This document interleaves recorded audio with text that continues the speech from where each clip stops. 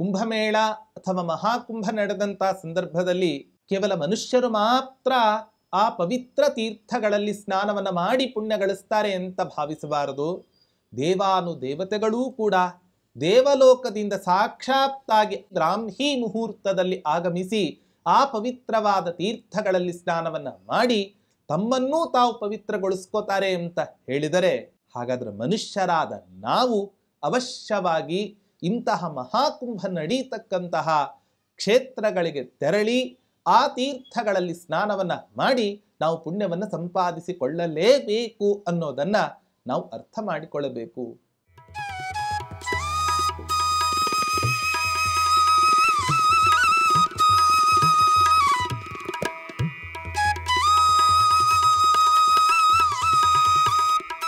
ತಪಸ್ವಾಧ್ಯಾಯ ಶುಶ್ರೂಷಾ ಕೃಷ್ಣ ಪೂಜಾ ರಥಂ ಮುನಿಂ ವಿಶ್ವೇಶಮಿಷ್ಟದಂ ವಂದೇ ಪರಿವ್ರಾಟ್ ಚಕ್ರವರ್ತಿನಂ.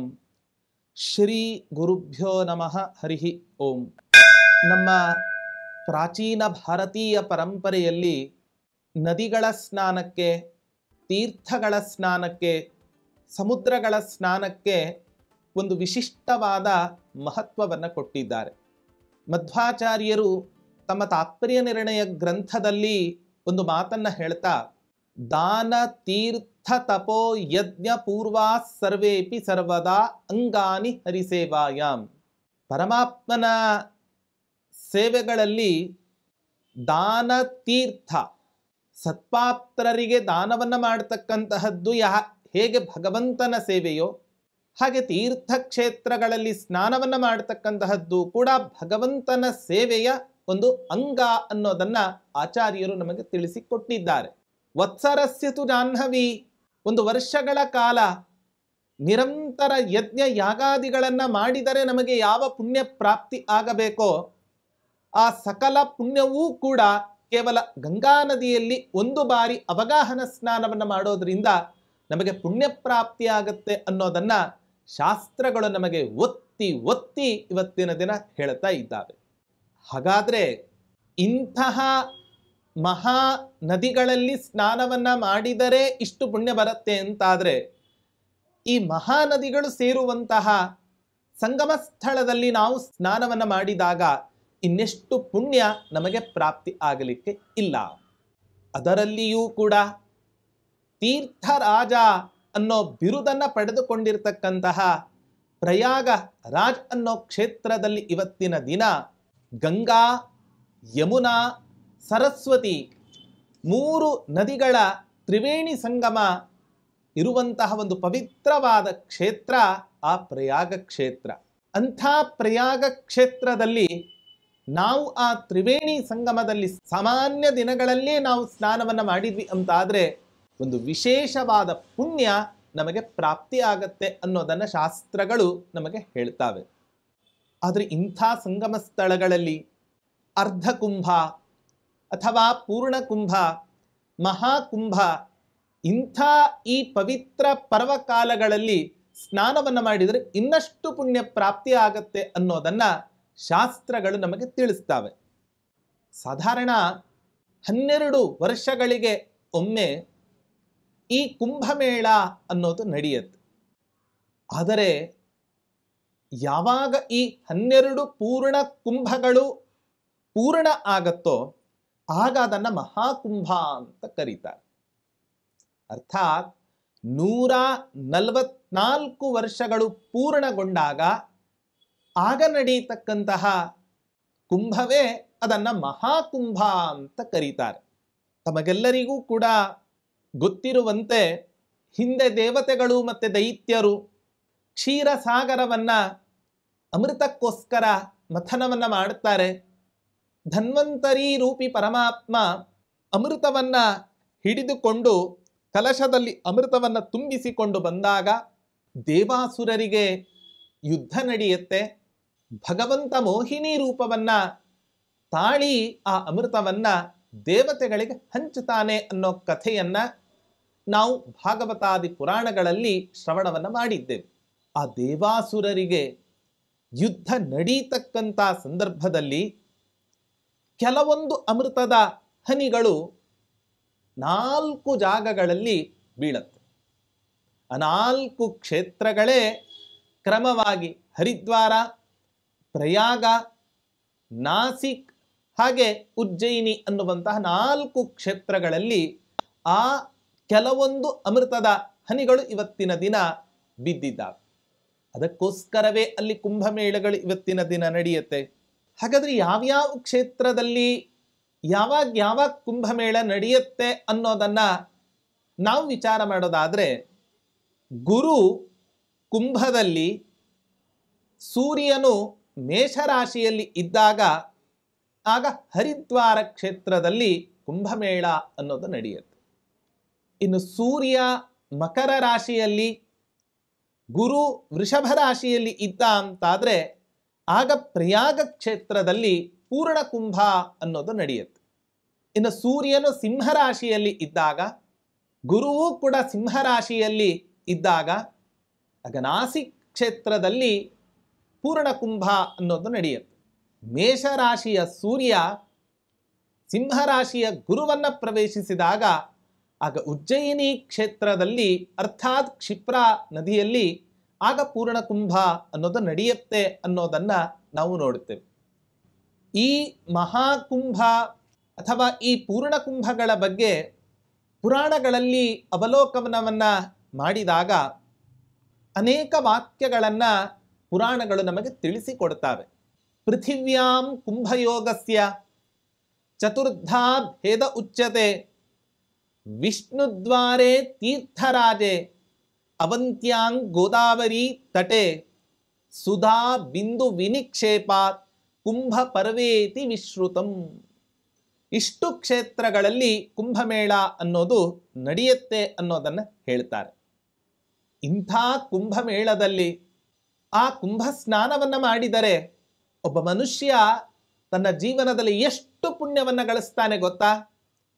ವಿಷ್ಣು ಪುರಾಣ ತನ್ನ ಮಾತಿನಲ್ಲಿ ಹೇಳುತ್ತೆ, ಅಶ್ವಮೇಧ ಸಹಸ್ರಾಣಿ ವಾಜಪೇಯ ಶತಾನಿ ಚ ಲಕ್ಷಂ ಪ್ರದಕ್ಷಿಣಾ ಭೂಮೇಹೆ ಕುಂಭಸ್ನಾನೇನ ತತ್ಫಲಂ.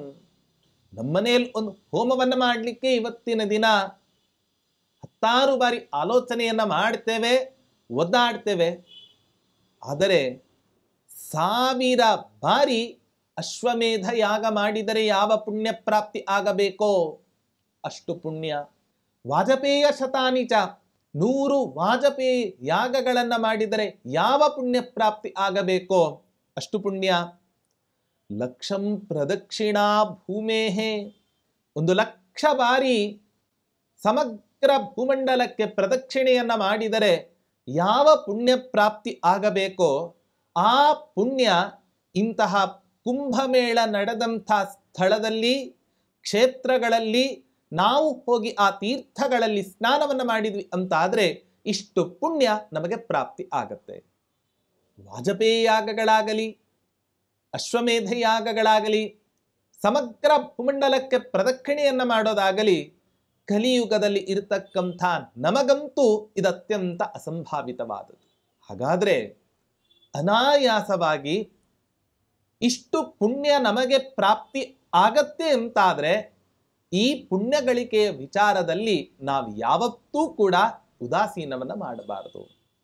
ಸಹಸ್ರಂ ಕಾರ್ತಿಕೇ ಸ್ನಾನಂ ಮಾಘೇ ಸ್ನಾನಂ ಶತಾನಿ ಚ ಲಕ್ಷ ಪ್ರದಕ್ಷಿಣಾ ಪೃಥ್ವ್ಯಾಹ ಕುಂಭಸ್ನಾನೇನ ತತ್ಫಲಂ. ಕಾರ್ತಿಕ ಮಾಸದಲ್ಲಿ ಸ್ನಾನವನ್ನ ಮಾಡಿದ್ರೆ ವಿಶೇಷ ಪುಣ್ಯವನ್ನ ಹೇಳುತ್ತಾರೆ. ಮಾಘೇ ಸ್ನಾನಂ ಶತಾನಿ ಚ, ಮಾಘ ಮಾಸ ಪ್ರಾತಃ ಕಾಲದಲ್ಲಿ ಬೇಗ ಎದ್ದು ಸ್ನಾನವನ್ನ ಮಾಡಬೇಕಂತ ಹೇಳ್ತಾರೆ. ಈ ಮಾಸದಲ್ಲಿ ಸ್ನಾನವನ್ನ ಮಾಡಿದ್ರೆ ಎಷ್ಟು ಪುಣ್ಯ ಬರುತ್ತೋ. ಲಕ್ಷ ಪ್ರದಕ್ಷಿಣಾ ಪೃಥ್ವ್ಯಾ, ಹಿಂದೆ ಹೇಳಿದಂತೆ ಭೂಮಂಡಲಕ್ಕೆ ಲಕ್ಷಾವರ್ತಿ ಪ್ರದಕ್ಷಿಣೆಯನ್ನ ಮಾಡಿದರೆ ಎಷ್ಟು ಪುಣ್ಯ ಪ್ರಾಪ್ತಿ ಆಗತ್ತೋ ಆ ಪುಣ್ಯ ಕೇವಲ ಕುಂಭ ಸ್ನಾನವನ್ನ ಮಾಡೋದ್ರಿಂದ ನಮಗೆ ಪ್ರಾಪ್ತಿ ಆಗುತ್ತೆ. ಆದ್ದರಿಂದ ಯಾವತ್ತೂ ಕೂಡ ನಾವು ಇಂತಹ ಅವಕಾಶವನ್ನ ಕಳೆದುಕೊಳ್ಳಲಿಕ್ಕೆ ಹೋಗಬಾರದು. ಈಗಂತೂ ಪ್ರಯಾಗ ಕ್ಷೇತ್ರದಲ್ಲಿ ಮಹಾಕುಂಭಮೇಳ ನಡೆದಿದೆ. ಇಂಥ ಮಹಾಕುಂಭಮೇಳಕ್ಕೆ ನಾವು ಅಲ್ಲಿ ಹೋದಾಗ ಏನೇನು ಮಾಡಿ ಪುಣ್ಯವನ್ನು ಗಳಿಸ್ಕೊಳ್ಬಹುದು? ಸ್ನಾನವನ್ನ ಮಾಡೋದ್ರಿಂದ ಒಂದು ವಿಧವಾದ ಪುಣ್ಯ ನಮಗೆ ಪ್ರಾಪ್ತಿ ಆದರೆ ಅದಕ್ಕಿಂತಲೂ ಮಿಗಿಲಾದ ಪುಣ್ಯವನ್ನ ಸಾಧಕರೆಲ್ಲರೂ ಕೂಡ ಆ ಕ್ಷೇತ್ರಗಳಿಗೆ ಹೋಗಿ ಪುಣ್ಯವನ್ನು ಸಂಪಾದನೆ ಮಾಡಿಕೊಳ್ಬೇಕು. ಏನೇನು ಸಾಧನೆಯನ್ನು ಮಾಡಬಹುದು? ಮೊದಲೇ ತೀರ್ಥರಾಜ ಅಂತ ಹೆಸರು. ಹಾಗಾಗಿ ಅನುಕೂಲತೆಗೆ ತಕ್ಕಂತೆ ಅವಕಾಶ ಇತ್ತು ಅಂತಾದರೆ ಆ ಕ್ಷೇತ್ರದಲ್ಲಿ ಅವಶ್ಯವಾಗಿ ಶ್ರಾದ್ದಾದಿ ತೀರ್ಥ ವಿಧಿಯನ್ನು ಮಾಡಿ ಕ್ಷೇತ್ರ ವಿಧಿಯನ್ನು ಮಾಡಬೇಕು ಅಂತ ಹೇಳುತ್ತೆ. ಶ್ರಾದ್ದಂ ಕುಂಭೆ ವಿಮುಂಚಂತಿ ಜ್ಞೇಯಂ ಪಾಪನಿಷೂದನಂ ಶ್ರಾದ್ದಂ ತಪ್ರಾಕ್ಷಯಂ ಪ್ರೋಕ್ತಂ ಜಪ ಹೋಮ ತಪಾಂಸಿ ಚ ಅಂತ ಹೇಳಿ ವಾಯುಪುರಾಣ ನಮಗೆ ತಿಳಿಸಿಕೊಡುತ್ತೆ.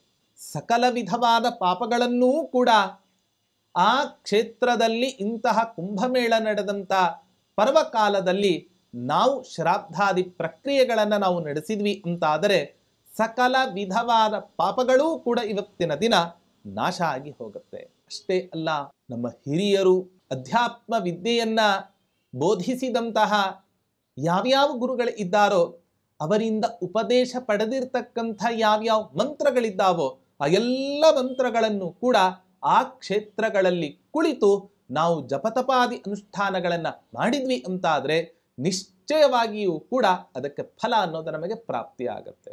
ಇಷ್ಟು ದಿನ ನಾನು ಅಲ್ಲಿರ್ತೇನೆ ಅಥವಾ ಏನು ಈ 46 ದಿನಗಳ ಪರ್ಯಂತ ಏನು ಈ ಮಹಾಕುಂಭಮೇಳ ನಡೆಯುತ್ತೆ, ಆ ಕ್ಷೇತ್ರವಾಸವನ್ನು ಮಾಡಿ ಜಪ ಹೋಮಾದಿ ತಪಸ್ಸುಗಳನ್ನು ಅನುಷ್ಠಾನ ಮಾಡಿ ನನ್ನ ಸಾಧನೆಯನ್ನು ಮಾಡ್ತೇನೆ ಅಂತ ಅನೇಕ ರೀತಿಯಾಗಿ ಸಂಕಲ್ಪವನ್ನು ಮಾಡಿಕೊಂಡು ನಮ್ಮ ಶಕ್ತಿಯನುಸಾರವಾಗಿ ಇವತ್ತಿನ ದಿನ ಪ್ರತಿಯೊಬ್ಬರೂ ಕೂಡ ಆ ಮಹಾಕುಂಭಮೇಳದಲ್ಲಿ ಭಾಗವಹಿಸಿ ತ್ರಿವೇಣಿ ಸಂಗಮದಲ್ಲಿ ನಾವು ಸ್ನಾನವನ್ನು ಮಾಡಿ ವಿಶೇಷವಾಗಿ ಪುಣ್ಯವನ್ನು ಗಳಿಸಿಕೊಳ್ಳಲಿಕ್ಕೆ ಅವಕಾಶ ಅನ್ನೋದು ನಮಗೆ ಪ್ರಾಪ್ತಿ ಆಗಿದೆ.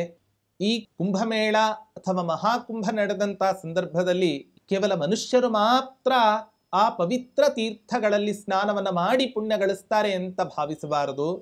ದೇವಾನು ದೇವತೆಗಳೂ ಕೂಡ ದೇವಲೋಕದಿಂದ ಸಾಕ್ಷಾತ್ತಾಗಿ ಬ್ರಾಹ್ಮಿ ಮುಹೂರ್ತದಲ್ಲಿ ಆಗಮಿಸಿ ಆ ಪವಿತ್ರವಾದ ತೀರ್ಥಗಳಲ್ಲಿ ಸ್ನಾನವನ್ನು ಮಾಡಿ ತಮ್ಮನ್ನೂ ತಾವು ಪವಿತ್ರಗೊಳಿಸ್ಕೋತಾರೆ ಅಂತ ಹೇಳಿದರೆ, ಹಾಗಾದರೆ ಮನುಷ್ಯರಾದ ನಾವು ಅವಶ್ಯವಾಗಿ ಇಂತಹ ಮಹಾಕುಂಭ ನಡೀತಕ್ಕಂತಹ ಕ್ಷೇತ್ರಗಳಿಗೆ ತೆರಳಿ ಆ ತೀರ್ಥಗಳಲ್ಲಿ ಸ್ನಾನವನ್ನು ಮಾಡಿ ನಾವು ಪುಣ್ಯವನ್ನು ಸಂಪಾದಿಸಿಕೊಳ್ಳಲೇಬೇಕು ಅನ್ನೋದನ್ನು ನಾವು ಅರ್ಥ ಮಾಡಿಕೊಳ್ಳಬೇಕು. ಇನ್ನೊಂದು ಬಾರಿ ಮಹಾಕುಂಭ ನಡೆದಾಗ ನಾವಂತೂ ಭೂಮಿಯಲ್ಲಿ ಇರಲಿಕ್ಕೆ ಸಾಧ್ಯವೇ ಇಲ್ಲ. ಹಾಗಾಗಿ ಭಗವಂತನ ಅನುಗ್ರಹದಿಂದ ಯಾವ ಈ ಮಹಾಕುಂಭ ನಡೀತಕ್ಕಂಥ ಕಾಲದಲ್ಲಿ ನಾವು ಇದ್ದೇವೋ ನಮ್ಮಂತಹ ಭಾಗ್ಯಶಾಲಿಗಳು ಇನ್ನೊಬ್ಬರು ಇರಲಿಕ್ಕೆ ಸಾಧ್ಯವೇ ಇಲ್ಲ ಅಂತ ಭಾವಿಸಿ ನಾವೆಲ್ಲರೂ ಕೂಡ ಆ ಮಹಾಕುಂಭಕ್ಕೆ ಹೋಗೋಣ. ಆ ತ್ರಿವೇಣಿ ಸಂಗಮದಲ್ಲಿ ಆ ಪವಿತ್ರವಾದ ತೀರ್ಥಗಳಲ್ಲಿ ನಾವು ಸ್ನಾನವನ್ನು ಮಾಡಿ ಜಪತಪಾದಿ ಅನುಷ್ಠಾನಗಳನ್ನು ಮಾಡಿ ನಮ್ಮ ಅಂತಃಸತ್ವವನ್ನು, ನಮ್ಮ ತಪಸ್ಸನ್ನು, ನಮ್ಮ ತಪಸ್ಸಿದ್ಧಿಯನ್ನು ಇನ್ನಷ್ಟು ಹೆಚ್ಚು ಮಾಡಿಕೊಳ್ಳೋಣ ಅಂತ ಹೇಳ್ತಾ ಶ್ರೀಕೃಷ್ಣಾರ್ಪಣಮಸ್ತು.